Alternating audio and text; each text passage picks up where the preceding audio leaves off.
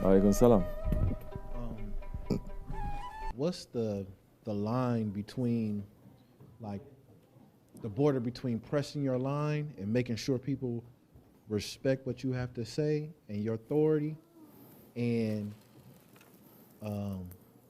being arrogant? Like, you know, like, we have a term, we call people busters in LA, and it's like a person, like, you don't want to be a weak person. So it's like, how do you, like, how do you basically make people like you, like, bro, you gonna respect me without being like, I'm better than you? But, you know, you're prone to that, but, you know, you got to check, you know, I know what I'm trying to say, right? Look at your role model. Look at how he handles the things. Not over there. Look at your role model. Who is your role model? Our Shaykh is. The Holy Prophet is. Look to that. First, it has to be that. It cannot be self-respect. How he's going to give me self-respect? How am I going to say what I want to say without being arrogant? No. Look to your role model, and in that situation, you must know what is he saying to you, because we are here for sohbat. Then you have to apply. Application of sohbat means sometimes it's going to work, sometimes it's not going to work. You must know where the limits are. You're saying the line always changes. The protocol always changes. You must know, because it fits in every situation. You must know, in this situation, in this person, I can use these words. In this person, I cannot use these words. In this person, the words have to be said in a different day. You must know that. So it all comes down to you and understanding who you're speaking to. We are here to understand our ego, our enemy. In order to defeat it, in order to step on it, you have to understand it. When is it weak? When is it strong? When is it going to come? When is it sleeping? You cannot just fight blindly. Once you understand, once you have that ability to understand yourself, your ego, then you can apply that to other people. Easy. Because you're going to say, okay, this person, I cannot use this word, not at this time. Even if I'm right, I must try to find a way. I must negotiate. This is strategy. And this is war. War is not brute force. War is about strategy. And in war, Holy Prophet ﷺ is saying, war is strategy. Lying is allowed, because it is part of that strategy.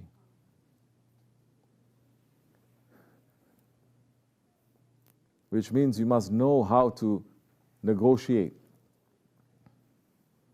If you don't have control, how are you going to negotiate? You don't have control over your car, how are you going to negotiate the turns? So it all comes back to your own sense of self-awareness. If you're aware, you hold a mirror to yourself, you see, and then when you look at the other one, you will also see. Because you're trained to look. You're unaware of yourself. Doesn't matter if you're so aware of other people, you will be blindsided. So many, they're not even aware of themselves. They're very stubborn and very arrogant. And we're saying, still rejecting it. What do you need? If a curse happens to fall on you, that is still a blessing for you to wake up. The sign that Allah doesn't care about a person is not even going to give him a toothache. Meanwhile, he's going wrong after wrong after wrong, and he's not realizing it.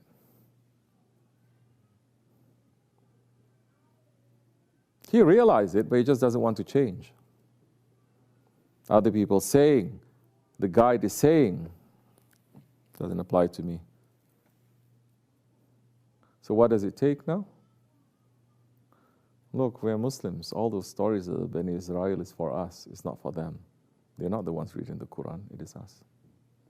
You've forgotten the favors that we've done to you. You've forgotten all the favors that we've done to you. When do you obey? When the mountain is going to fall on your head, then you obey. You lift it up, you become proud and arrogant and stiff-necked again. So when are you going to learn? We are here to learn. If we are not here to learn, they will punish us because we're also taking up the space. Not only that, individually, it affects, because we're in Jamaat, it affects so many people, decisions we're making. It affects the Ummah. It affects the future, where you're too blind to see, or you don't care, or you're too stubborn. What is going to make a person to be unstubborn? When the mountain is above his head. Then he says, yes, you are Lord. They submit right away.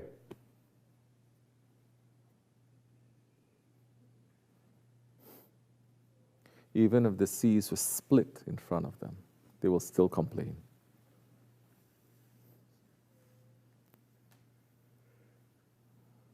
So, this is the difficulty of this way. This is the Jihadul Akbar. And this has everything with you remembering and holding on and submitting to your Shaykh, to your guide, to the Grand Shaykhs and to the Prophet ﷺ, not your intelligence. Don't worry. If they take away your intelligence, they're going to give you a new intelligence.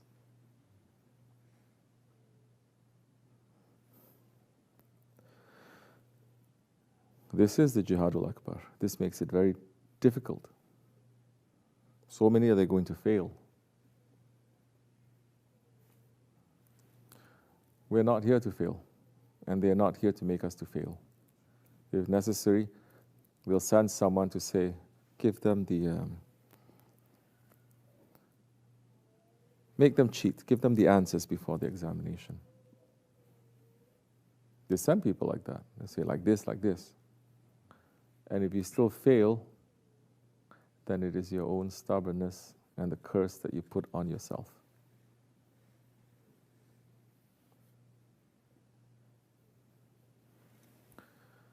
You understand?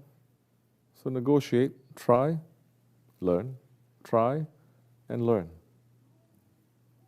Look, do it enough until you know. Do it, consult, observe.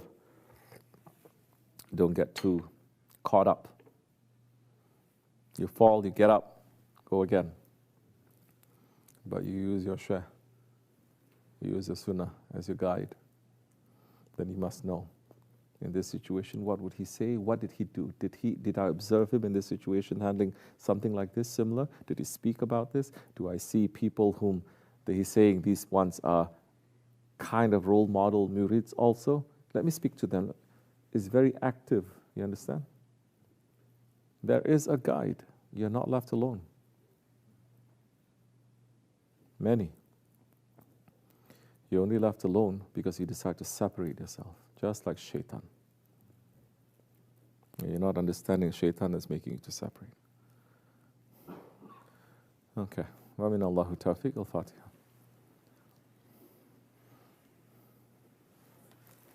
Ameen. Assalamu alaikum. Any other question? Yes, Ali. Bismillah ar-Rahman ar-Rahim. Sheikh Effendi, what's the best advice that you can give to a murid that's a revert and how to do justice with his parents?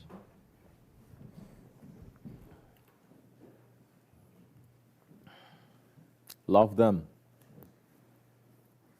Pray for them. Don't argue with them about faith. You are on the way, they are not. I say love them because make them to love you. Once they love you, they will love what you are doing. They will love your religion. You have rights on you. So many, they come into Islam. Their parents are good people. They come into Islam, suddenly they become the biggest scholar and the biggest saint. Of course, Wahhabi type scholars, Wahhabi type. They don't believe in saints anyway, holy people, let's say. And they start to argue with them condemning them, preaching, making da'wah.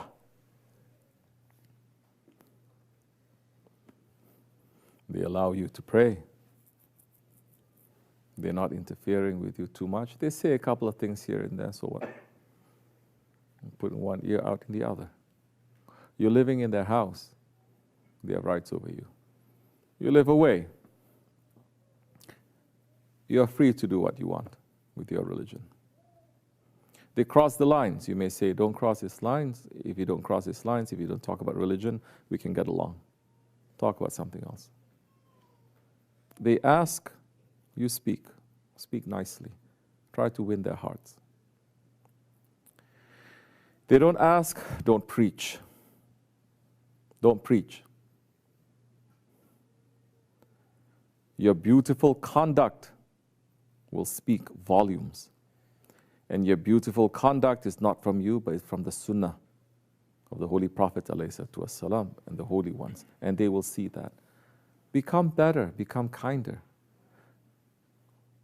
People, sometimes they come into Islam, they become more arrogant and more stubborn. Before they were, now they become more arrogant and stubborn.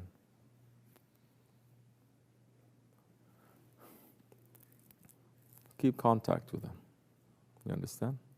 Yes, Sheikh. And especially some parents in this country, some, I'm saying, they're just worried about you because they love you. That is now a golden opportunity for them to say, you don't have anything to worry about. Because if you want to see how I am, how I live, what the people around me are like, who are the ones that I'm following, come. Be easy. For them to come. That's the best da'wah, to share it. Understand? That's all. Step by step, inshallah. But don't cut them off. Okay? Talk to them. Make them to feel comfortable. Make them to feel warm towards Islam. So many, they don't understand. Don't you see, majority of people, they still don't know what Islam is. Can you imagine? After 1,400 years, Muslims know what Christianity is day one. Day one. We know what Christianity is, what are the beliefs, what Judaism is, and other things. But they have no idea. There is a great effort to stop people from knowing anything about Islam, because once they study anything about Islam, they will fall in love with it. Any way you turn, they will fall in love with it.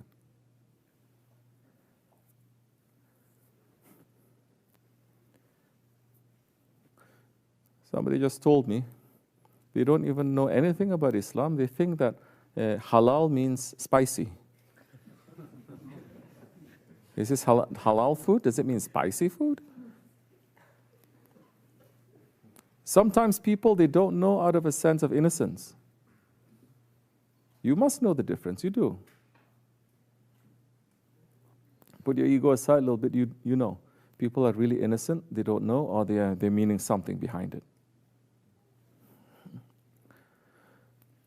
That's okay. How are you going to teach them about Islam? Be a good Muslim. That's all. Inshallah. Assalamu alaikum.